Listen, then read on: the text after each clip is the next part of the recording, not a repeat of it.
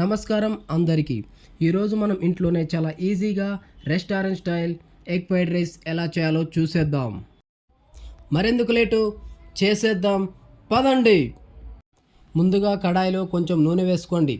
అది కొంచెం వేడైన తర్వాత మనం ముందుగానే కలిపి పెట్టుకున్న 3 ఎగ్స్ని ఆ నూనెలో వేసుకోండి. ఎగ్స్ నూనెలో వేసిన వెంటనే కలపకండి.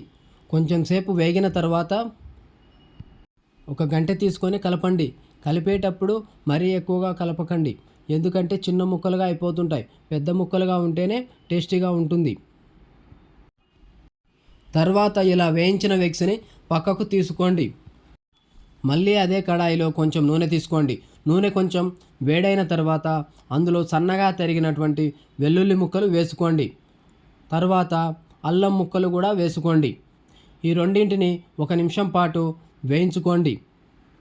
ఈ రెండు కొంచెం వేగిన తర్వాత మరి అందులో మళ్ళీ సన్నగా తరిగినటువంటి క్యారెట్ ముక్కలు మరియు బీన్స్ ముక్కలు వేసుకొని హై ఫ్లేమ్ మీద బాగా కలుపుకోండి.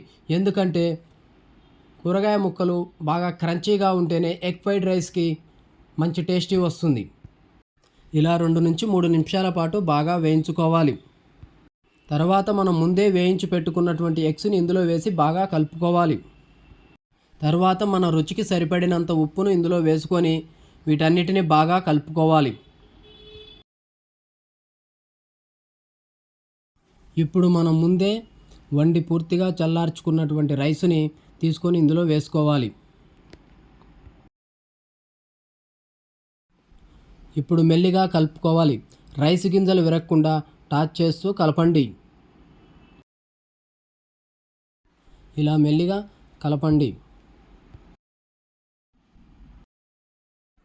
ఇప్పుడు ఇందులో ధనియాల పొడి, మిరియాల పొడి, జీలకర్ర పొడి వేసుకొని హై ఫ్లేమ్లో మరో 2 నిమిషాలు బాగా కలుపుకుంటే అద్భుతమైన ఫ్లేవర్ వస్తుంది. ఎగ్ ఫ్రైడ్ రైస్ టేస్టీగా రావాలంటే హై ఫ్లేమ్లోనే కలుపుకోవాలి. చివరగా తాజా కొత్తిమీర కలిపి మరోసారి కలుపుకుంటే మన restaurant style egg fried rice ready. అయితే ఈరోజు మీకు ఒక క్వశ్చన్. ఒక పూర్తి ఎగ్ తినటం వల్ల ఎన్ని గ్రాముల ప్రోటీన్ వస్తుందో తెలిస్తే కామెంట్ చేయండి. ఇలా వేడివేడిగా ఉన్నప్పుడే సర్వ్ చేసుకొని తినేయండి. ఈ రెసిపీ మీకు నచ్చితే వీడియోకి లైక్ చేయండి, షేర్ చేయండి. ఇంకా ఇలాంటి సులభమైన వంటకాల కోసం మన ఛానల్ని సబ్స్క్రైబ్ చేయండి. ధన్యవాదములు.